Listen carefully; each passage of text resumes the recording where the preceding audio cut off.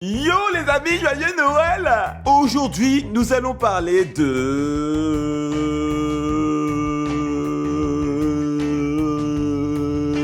Denzel Washington. Cherchez la fierté africaine avec Morgan Freeman. Denzel Hayes Washington Jr. Né le 28 décembre 1954 à Mount Vernon, New York, États-Unis. C'est en 1977 que Denzel Washington débute sa carrière à la télévision, à l'âge de 23 ans dans le téléfilm Wilma, où il enchaînera par la suite avec le téléfilm Flesh and Blood réalisé par Judd Taylor. Puis on le retrouvera dans un scénario de William Shakespeare, aux côtés de Morgan Freeman, dans le film Coriolanus. C'est dégueulasse. Il débute au cinéma avec le film Carbon Copy, où il jouera le rôle de Roger Porter.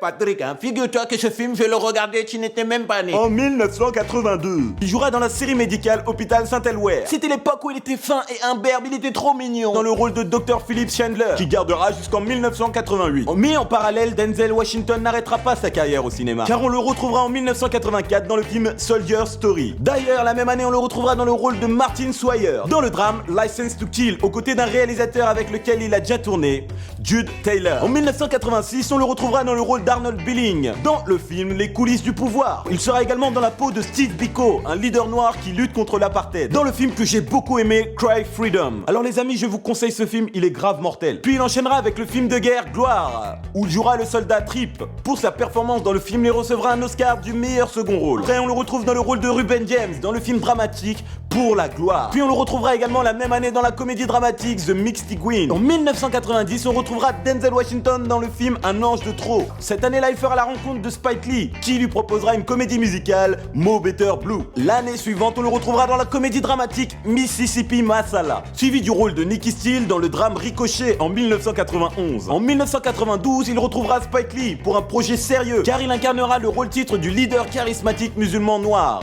Malcolm X. Et Malcolm X, c'est un grand homme. J'ai même entendu qu'il devait faire Martin Luther King et il a refusé quoi. Qui lui vaudra plus tard une nomination aux Oscars. L'année suivante, on le retrouve aux côtés de Julia Roberts dans L'affaire Pélican. Ensuite, on le retrouvera dans la peau de Joe Miller, un avocat de la défense dans le film Philadelphia. Philadelphia m'a fait pleurer comme un bébé cadom quoi. Aux côtés de Tom Hanks, il jouera le rôle d'un noble, Don Pedro d'Aragon. Dans le film d'amour Beaucoup de bruit pour rien, il reviendra en 1995 dans le film science-fiction Programmé pour tuer de Brett Leonard. On le retrouvera également cette année dans le film réalisé par Tony Scott, USS Alabama, dans la peau du lieutenant Ron Hunter. Alors les amis, je vous conseille ce film.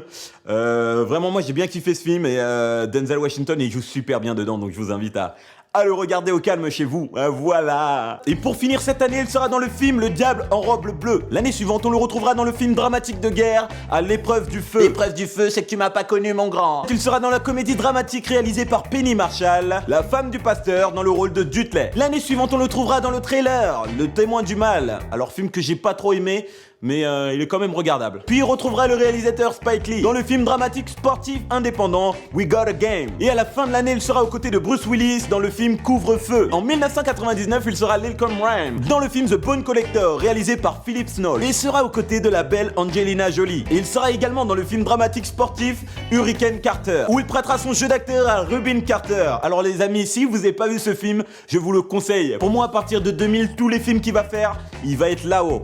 En commençant par le plus beau combat du monde. Alors pour moi, ça c'est un film, quand t'es raciste et que tu regardes ce film, t'as plus du tout une excuse d'être raciste en fait. C'est tout con, mais je vous invite à le voir et vous allez voir, il est très émouvant et j'aime beaucoup ce genre de film qui nous fait oublier qu'on est noir, blanc, jaune, enfin tout ça. Et je trouve qu'il mène super bien son jeu d'acteur en tant que coach dans ce film. Donc je vous le conseille vraiment.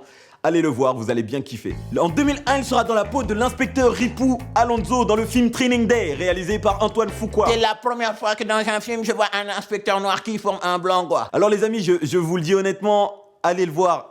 Pour moi, c'est le meilleur jeu d'acteur qu'il ait fait dans toute sa carrière. Le rôle d'un méchant, ça lui va super bien en fait. D'ailleurs, ce film lui donnera un Oscar du meilleur acteur. En 2002, il sera dans le rôle titre John Q, où il prend un hôpital en otage pour sauver la vie de son enfant. L'année suivante, il réalise un film d'amour, Antoine Future, qui raconte l'histoire d'un jeune noir de la marine américaine forcé à consulter un psychiatre de la Navy. En 2004, on le retrouvera dans le film d'action Out of Time, aux côtés de Eva Mendes. Eva Mendes, c'est ma latinature quoi. Puis on le retrouvera encore aux côtés du réalisateur Tony Scott dans le film que j'aime beaucoup, Man on Fire. Alors les amis, si vous n'avez pas vu ce film, vous êtes des fous. Je vous invite à le voir, vraiment, sincèrement. Et pour ceux qui l'ont vu, dites-moi dans les commentaires ce que vous en avez pensé. Ensuite, on le verra dans le film où il donne la réplique à Meryl Streep. Un crime dans la tête. L'année 2006, on le retrouvera auprès de Spike Lee pour le film Inside Man, l'homme de l'intérieur. Puis on le retrouvera dans la peau de Doug Caroline pour le thriller romantique de science-fiction Déjà Vu. Je peux faire de l'humour en disant que je l'ai déjà vu.